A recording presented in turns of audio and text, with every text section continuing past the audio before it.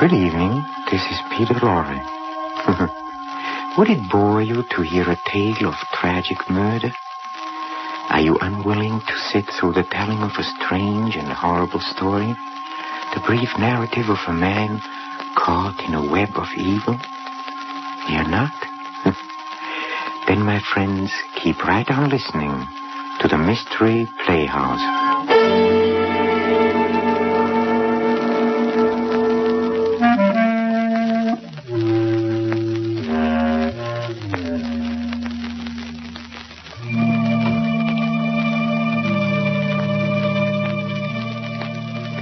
A sense of humor, I've heard it said many times, is of real benefit to him who possesses one. This particular sense has come to be so generally admired that it has attained the stature of a first-class virtue. Well, the fellow whom you're about to meet, while hardly falling into the virtuous category, he does have a sense of humor.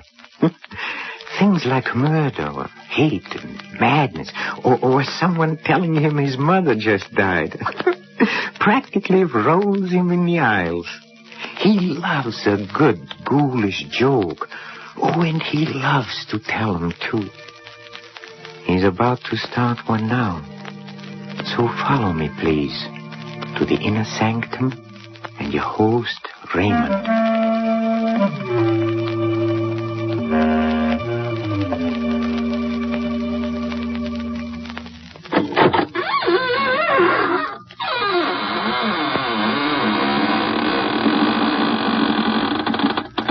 Good evening, friends of the Inner Sanctum.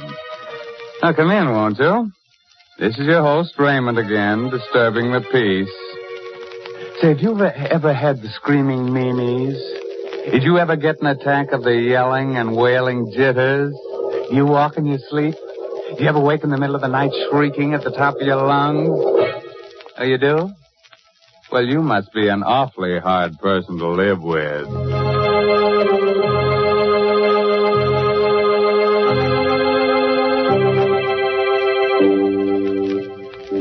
Well, friends, it's time for our story to begin. From this point on, forget everything pleasant.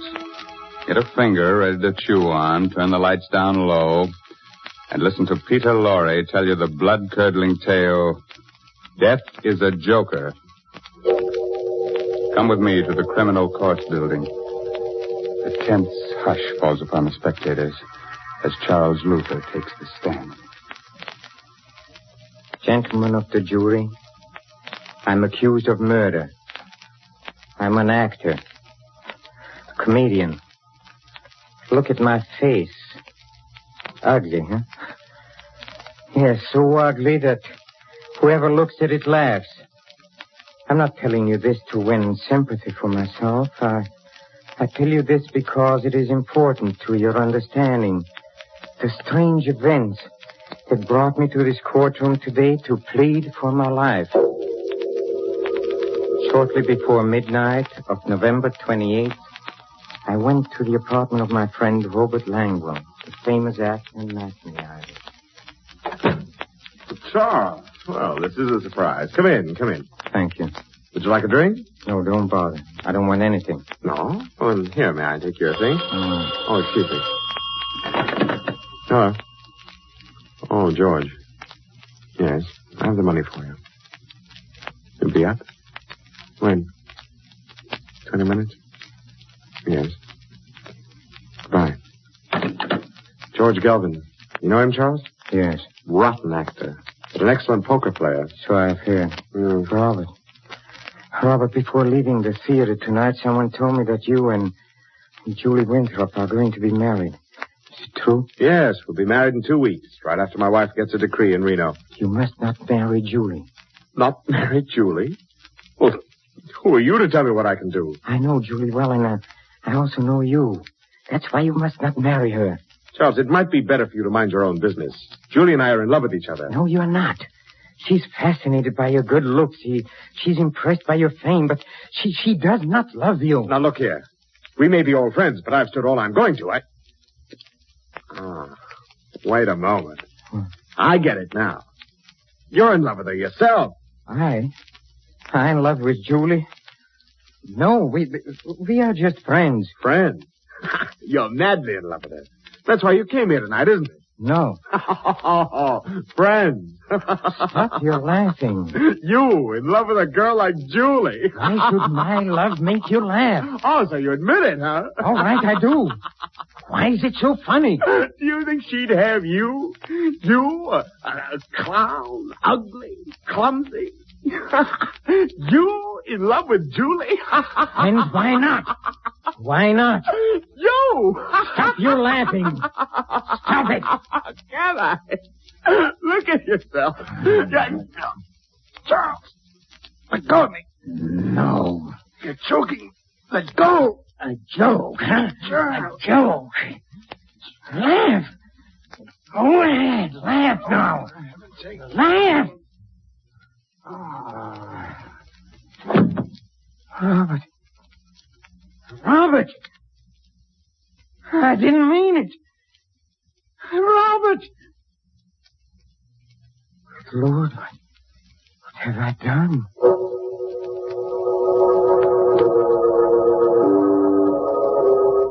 I rushed out of his apartment, trembling. I turned my coat collar up to hide my face. The streets were crowded with people coming from the late movies and restaurants.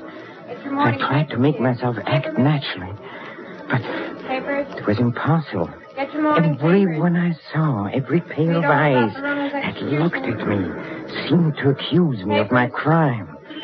I stopped, waited for the light to change. Paper, mister. Morning paper. Read about the Reynolds execution. Here, let me have one. There you are. I didn't know Reynolds was to be executed tonight. Yeah, they burned him. Well, he deserved it. Murdering his friend like he did. Oh, wait a minute, mister. You forgot your change. Oh, never mind.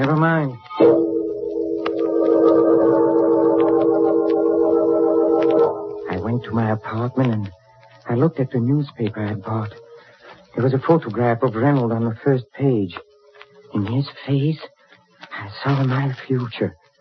The shattered hopes, the torture of the trial, the horrible, nerve-wracking experience of waiting for death.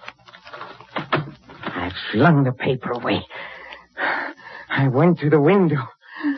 I opened it. I looked down 17 stories to the ground. How tiny people looked. The automobile lights moved like so many fireflies. I climbed out on the edge. I braced my arms. I took a deep breath. One last look. I closed my eyes and... Doorbell rang. I hesitated a moment. I decided to answer it. I closed the window, went to the door. Hello, Charles. Julie. Why did you rush away from the theater tonight? I was anxious to talk to you. Talk to me about what? I need your advice, Charles. What's wrong? Well, it's Robert. What happened? Well, nothing happened. It's just that I'm not sure I love him. Not sure.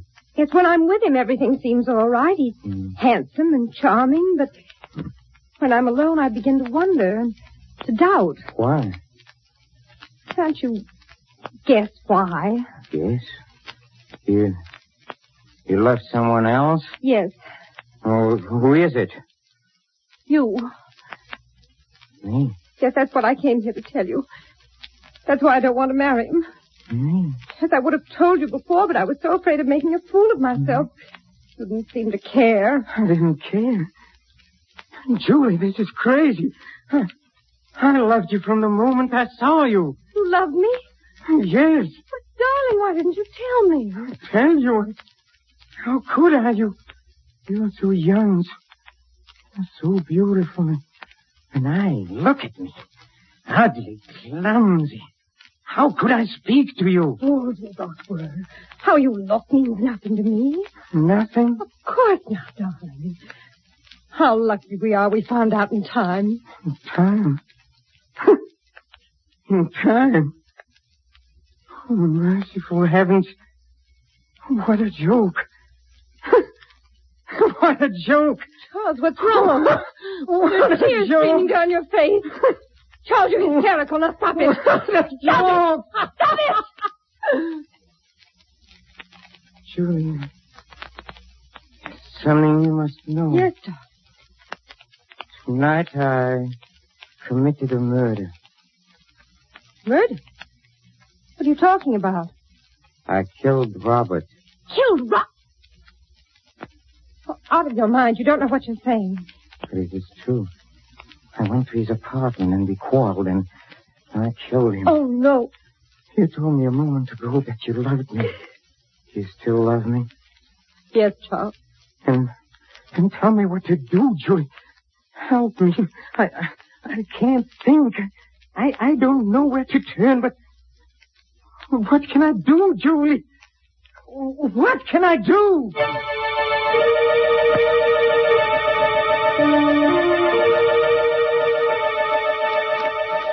Now, pull yourself together, Charles. This may not be as hopeless as you think. Why? Was Robert alone in the apartment when you called? Yes. Were you seen entering or leaving? No. Are you sure? Yes, his apartment is on the second floor. I walked up and down. What time did you get there? Shortly before midnight. And what did you do before that? Went to a movie. Movie. How long did you stay there? Oh, only about 20 minutes. Do you have the ticket stub? Huh? Yes, here it is. Charles, do you realize what this means? They may never find out about you. Never find out? That's right. They won't suspect you since they can't know your motive. No one saw you enter or leave, and you have an excellent alibi. Motive? Alibi, Julie? Do you realize what we are doing? We are talking of this as if we planned this crime, as though we were criminals. But I committed a crime, yes, but I'm no criminal. I didn't mean to do it. I know, darling, I know. You must think of your own life now. Oh, and mine. Yes, Julia. Oh, I see what you mean. I'm not a criminal, but I must play the role of a criminal now. A subtler, clever criminal who is cunning enough to escape punishment. Can I do it? Can I do it, Julie? Charles, listen to me. We must find out how much the police know. If it's hopeless and they have found out about you, then it would be best to give yourself up. But let's not make any decisions until we know. But how can we know? Did Robert expect anyone tonight? Yes, George Galvin phoned while I was there. He said he'd be up in about 20 minutes. Then the body must have been discovered by now. Yes, I'm sure the police must be there by this time. I think that I'll go to Robert's apartment. No, Julie, no. I didn't want you to become involved. I'm already involved. If it weren't for me, this horrible thing would never have happened.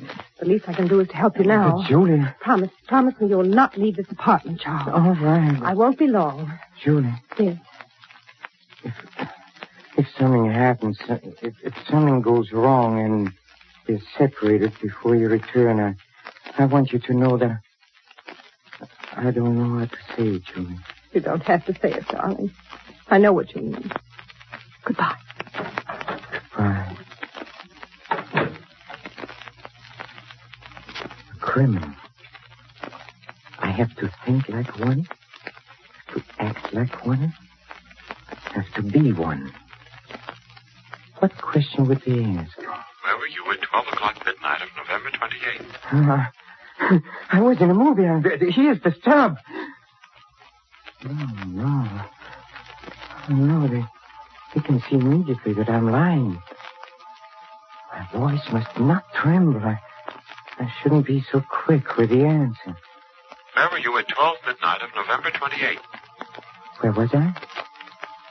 Let me see. Well, I left the theater and I went to a movie. It was a very amusing picture. Very amusing. Can you prove what you say? Prove?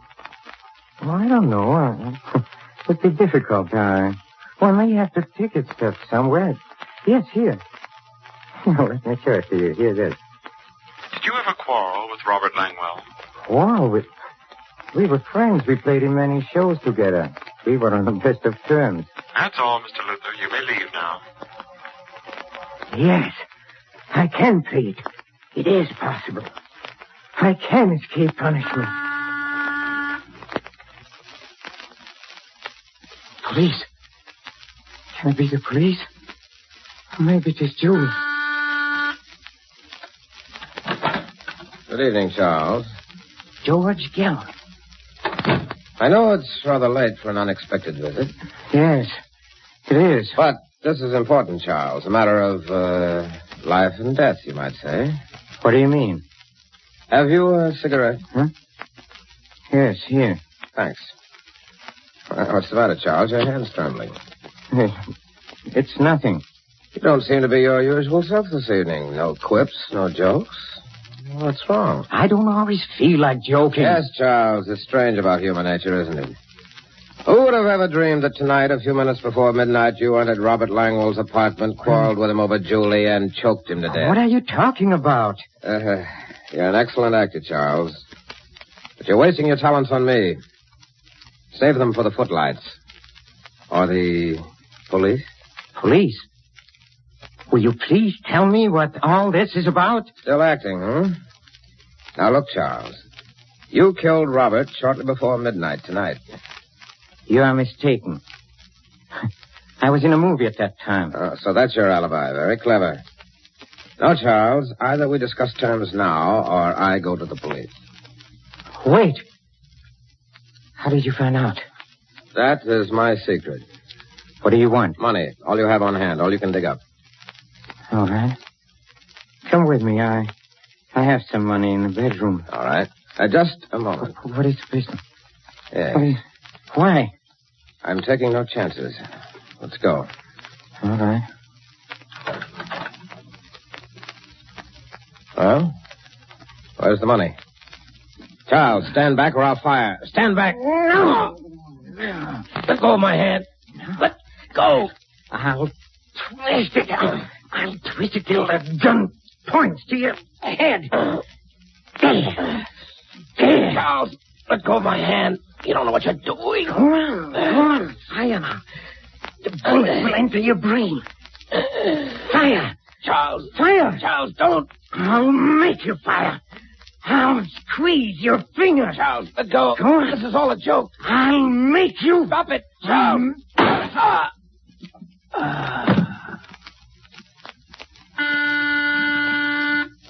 Just a second. Just a second. Charles. Darling, there's nothing more to worry about. Everything's all right now. We can be married and go on living and never fear anything. What makes you say that? Darling, you didn't commit a crime at all. What do you mean? Robert's alive. Alive? Yes, he's downstairs now paying the taxi. Robert is alive? Yes. I spoke to him about the marriage, and he was wonderful about the whole thing.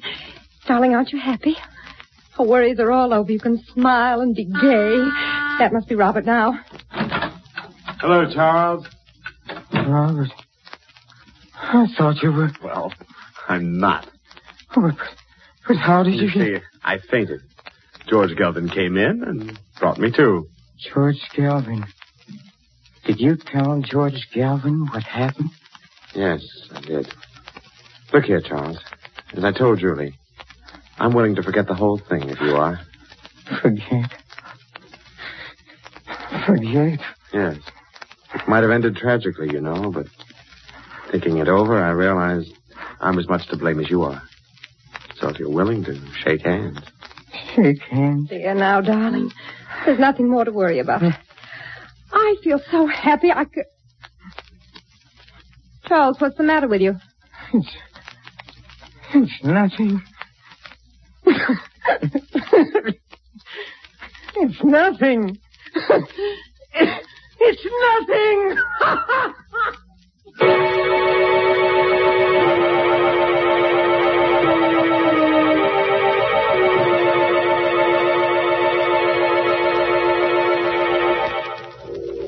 Gentlemen of the jury, I became a criminal only because I thought I had committed a crime and I had to think like a criminal. My motives were those of all men. I wanted happiness and wanted marriage to the woman I loved. What would you have done in my place?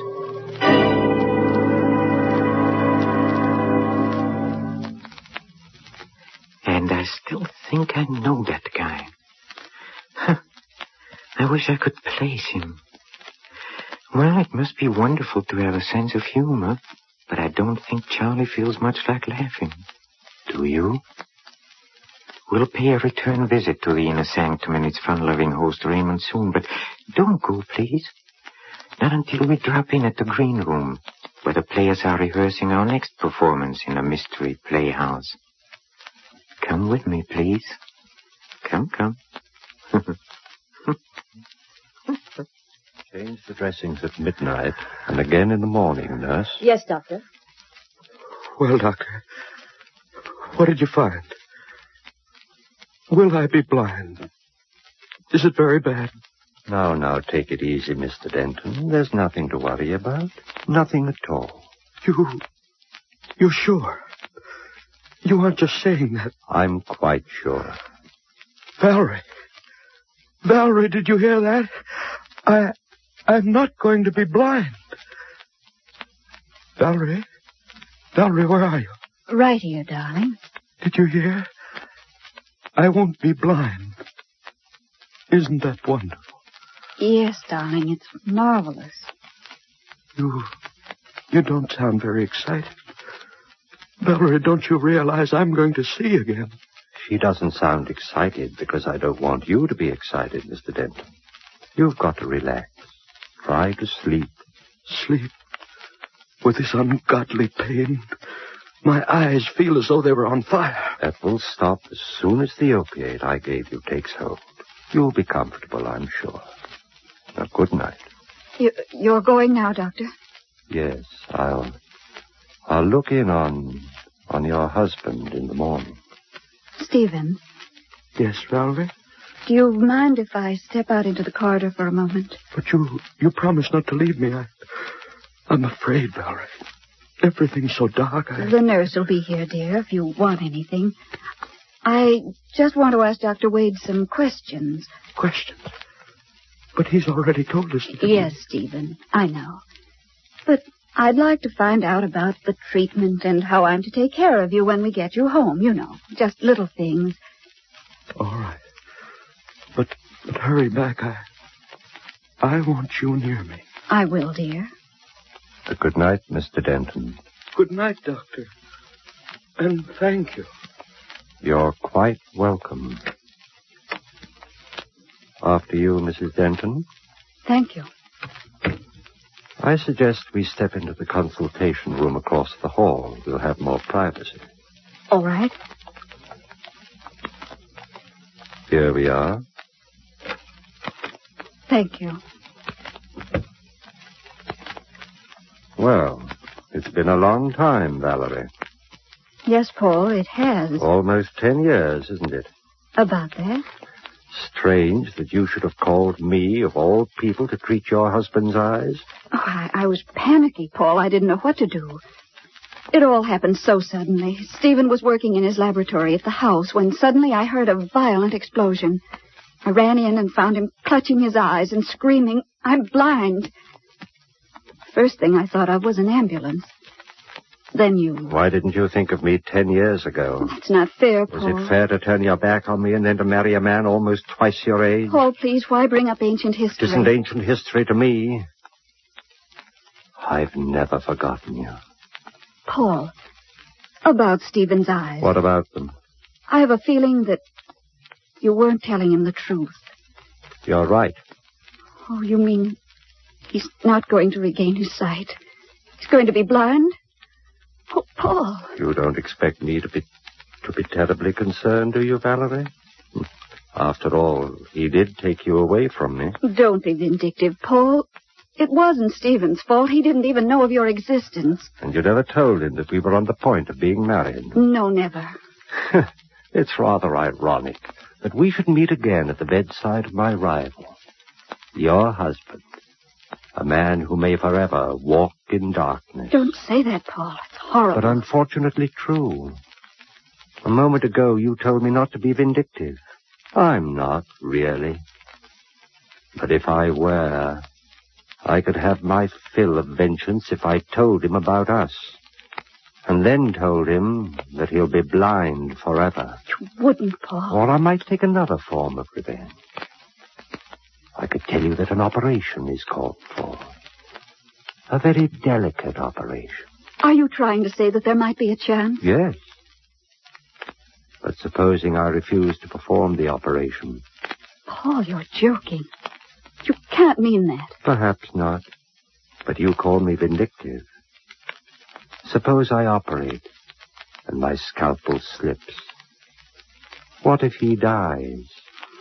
That would be murder. You're not a murderer, Paul. You wouldn't risk your professional reputation. Why must you torment me this way? You really love him, don't you? Yes, I do. Then forget the things that I've been saying. I want you to think of me as a friend.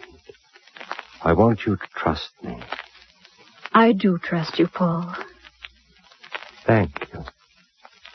Now as to the possibility of surgery. Here is the situation. The transparent film over your husband's eyes, the corneas, were burned and torn by the explosion. They've been so damaged that blindness will result, even though the eyes heal. But you think an operation would cure that? Possibly, although it's a very delicate job. The injured cornea must be peeled away and replaced by a fresh, healthy one. Where can you get healthy corneas? From the eyes of the dead. Oh. It isn't quite as horrible as it sounds, Valerie. You know, dying people often will their eyes for just this purpose. We maintain what we call a corneal bank. It's much the same as a blood bank, only but there's this difference. Corneal tissue can't be stored more than 48 hours. It must be fresh, or it's no good. You have some available in the bank? No, that's the trouble. I'm afraid we haven't. But there's got to be some, Paul. I don't know where, Valerie. Unless... Unless what? I was just thinking. Last night, one of the interns asked me to look at a charity case that puzzled him. The patient is a Hindu or a Persian named Chandra. He lives in a dirty little shack near the waterfront. Yes, Paul. I stopped by and examined him. I found an incurable condition. There's no way to save him. He won't live more than a day or two, but his eyes are healthy. You mean you think he might... I don't know. You'd have to have his consent, of course. Take me to him, Paul. I'm sure I can make him understand. Oh, it may not be so easy, Valerie. He's a strange person. A mystic and a spiritualist. Let me try. Just take me to him. All right. We can go there now.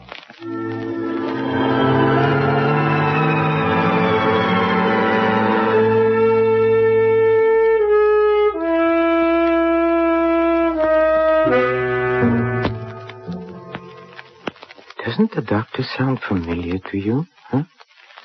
That's right. It's Boris Karloff, up to his old tricks.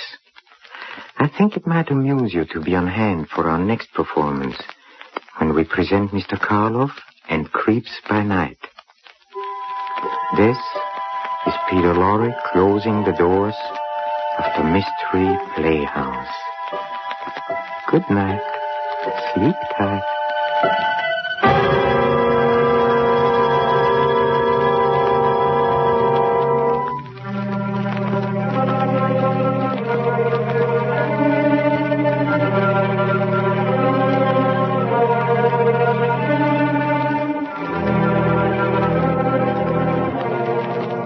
This is the Armed Forces Radio Service.